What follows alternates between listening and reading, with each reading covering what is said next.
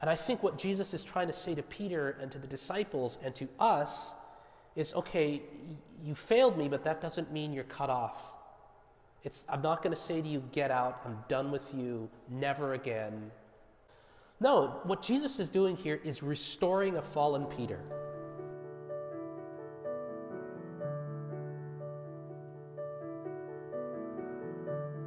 I once had a woman tell me a long time ago now, if I knew how hard it would be to raise 3 kids, I never would have become a mom. What that young woman didn't know in her early 20s was just how difficult it is to take on the responsibility of being a parent. As a matter of fact, as I reflect on my own parenting, I wonder why so many people choose to become parents in the first place. Because think about it.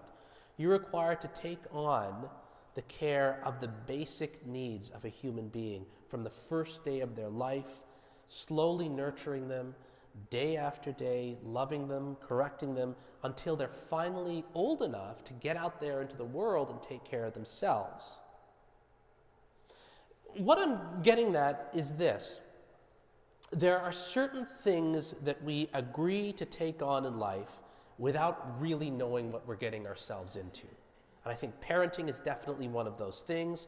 So is, for example, making the decision to get married, or making the decision to take this enormous risk of starting your own business, or to pick a random example, become an Anglican priest in the church. And we think, I know what I'm getting myself into.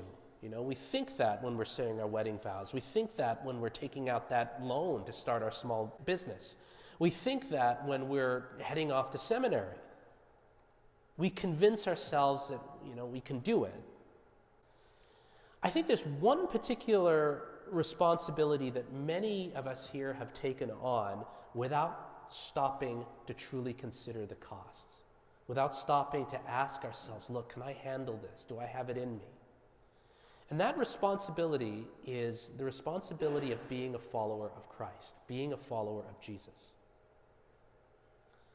When the Lord looks upon us and he says to us, follow me, I have to say he does not make that invitation lightly. Nor should we accept that invitation lightly either. Because when we follow Jesus, what are we doing?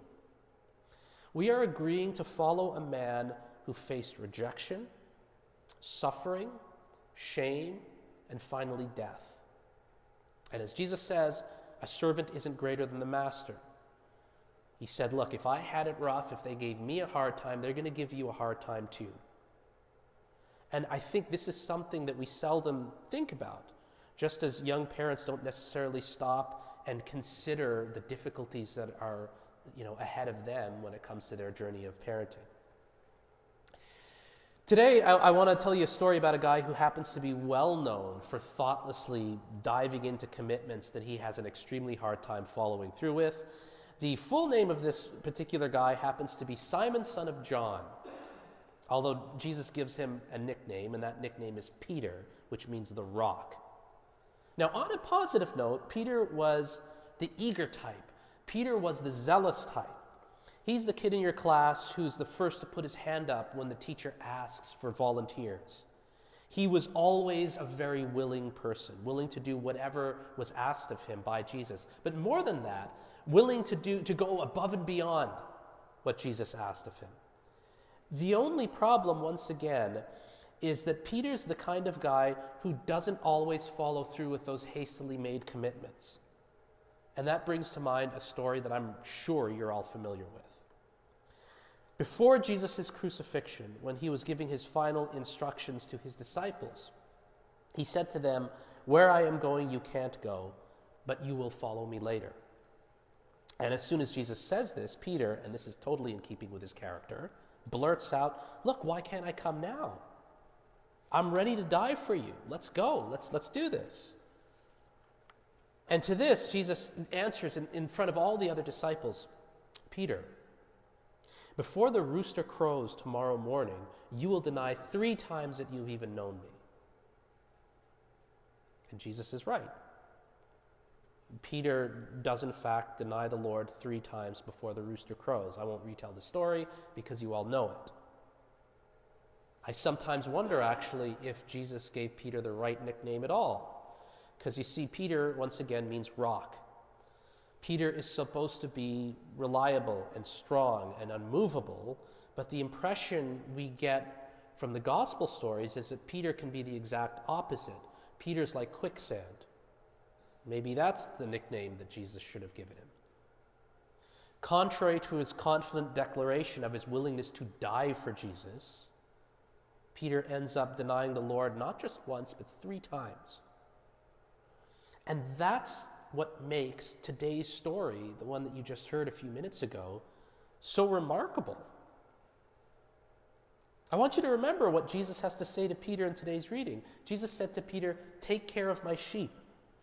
Who are Jesus' sheep? Well, Jesus' sheep are his followers, people like you and me. Perhaps maybe even you could think of it this way, people who are not Jesus' followers, the so-called lost sheep. Jesus' sheep are the people whom he died to save. To the good shepherd, nothing therefore is more important than that flock. That's the most precious thing to Jesus, his people, his sheep. And now, in this story, what do we see the good shepherd doing? He puts somebody who denied him 3 times in charge of his precious flock. And you got to wonder, does Jesus know what he's doing here? Well, yes, he does, and I'll get to that in a little bit. But for now, I do want to make the important point. Despite Peter's past unfaithfulness, Jesus still raises him up to take care of his sheep. And I think that brings us really to, the central point of today's reading, of today's story.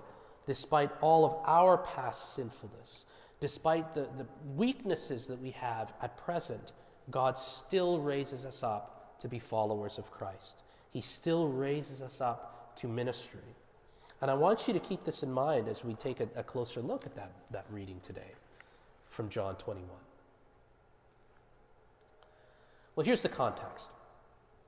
The first Easter has passed. Jesus has been crucified. He's been raised again. Peter and the 6 other disciples are fishing off the coast of the Sea of Galilee. And just when they're ready to give up in frustration, they get this huge haul of fish. How? Well, to make a long story short, by the presence of the risen Christ who stands on shore.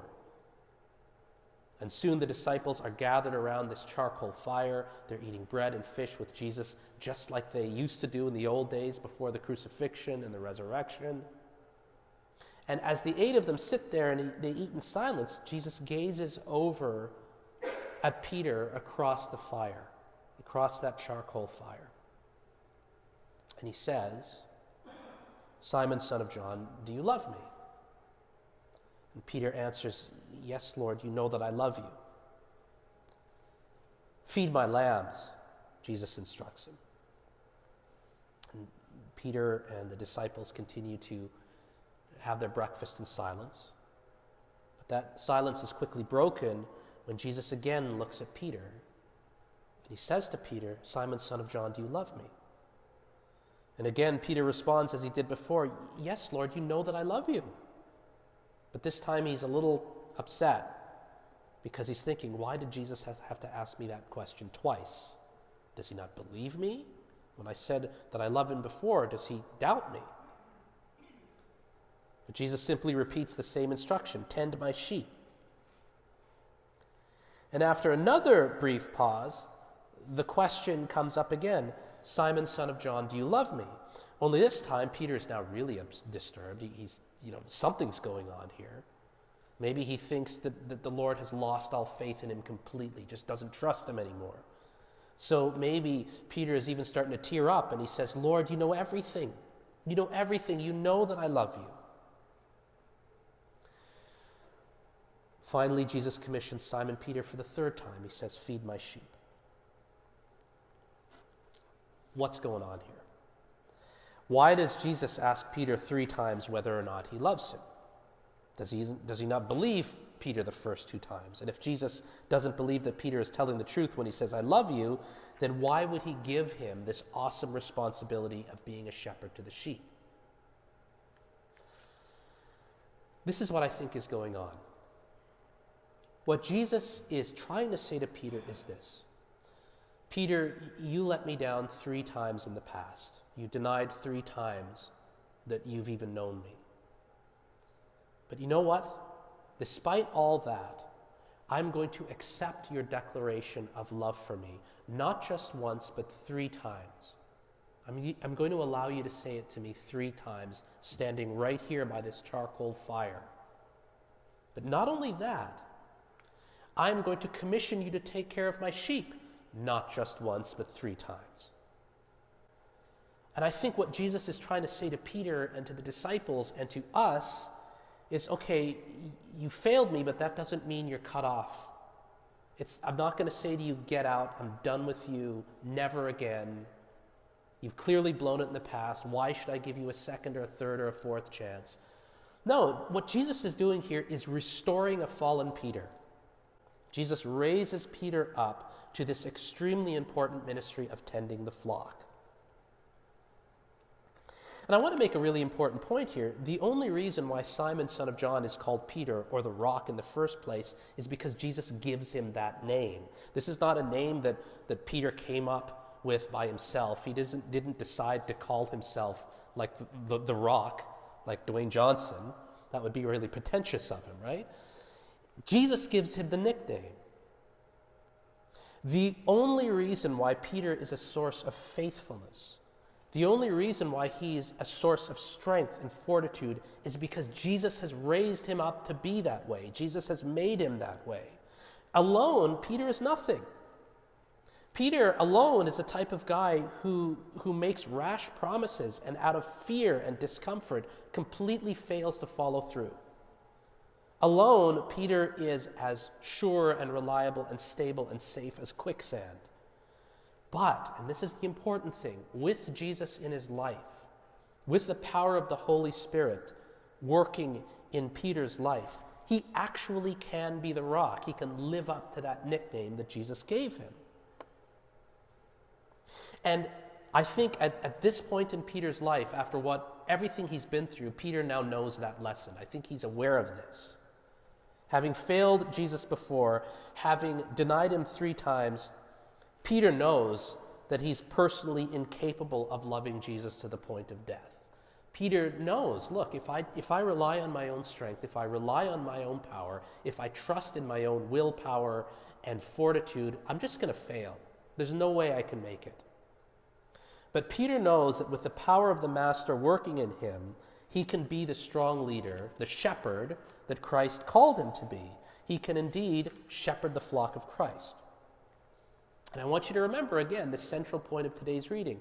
Despite all of our past sinfulness, despite the present weaknesses that we have, God still raises us up to be followers of Christ. And I want to zero in on that last part of the sentence. God raises us up. In other words, we can't raise ourselves up. Only God himself can empower us to do the work that he calls us to do. Because alone, we're like Peter. Alone, we're totally helpless. Alone, we're going to fall flat on our faces. So it's conceivable that some of you feel you've made bad decisions in the past. Bad decisions that render you unworthy of being a follower of Jesus. I don't know what it could possibly be. Maybe, at some point in the past you said something incredibly cruel and hurtful to somebody you loved, something that you're ashamed of to this day. Maybe you have huge regrets, maybe dating all the way back to your adolescence, your 20s. And you can think about things that maybe you've said or done or thought that in some way have cut you off from the hope of ever serving Jesus in any genuine capacity. Maybe you feel that Jesus could never accept you as his follower. To you, I want to say this, and this is the good news. The good news is that God in Christ accepts unworthy people. God in Christ accepts unworthy people like Peter, who denied 3 times that he even knew him and abandoned him in his hour of greatest need. Or to take another example, God in Christ accepts someone like St. Paul, who, before he encountered Christ, was a cruel persecutor of the people of God, a cruel persecutor of the church. God accepts unworthy people like you and like me, with all of our colorful and sketchy pasts, with all of the skeletons that we have in our closet, with all of the things that we've struggled with and that we feel render us unworthy to follow Jesus. God, in all of our unworthiness, accepts us too. And what he does is he turns us into beautiful and limitless expressions of his goodness and glory. And again, I have to emphasize this, not because of any natural quality that you and I possess, but only through the grace and power of Christ working in us. Again, Simon Peter, Simon son of John, is unreliable. He's quicksand. But in Christ, Peter is a rock of faithfulness. So this morning, I speak to you as one sinner to another. I speak to you as somebody who struggles with all sorts of things, doubts and fears, etc. I want to say that Jesus stands before you today, and he calls you by name, and he says, "Follow me." And he knows about your past. He knows how you've let him down in the past or let others down. He actually knows that stuff way better than you do. But he still says to you, he stands right before you, and in his love, he says, "Follow me," because he wants you to be with him. The road that he asks us to walk on is difficult, and I think one ought to always remember this. But I want you to take comfort too, because through his power working in us, we can do infinitely more than we can ask or imagine.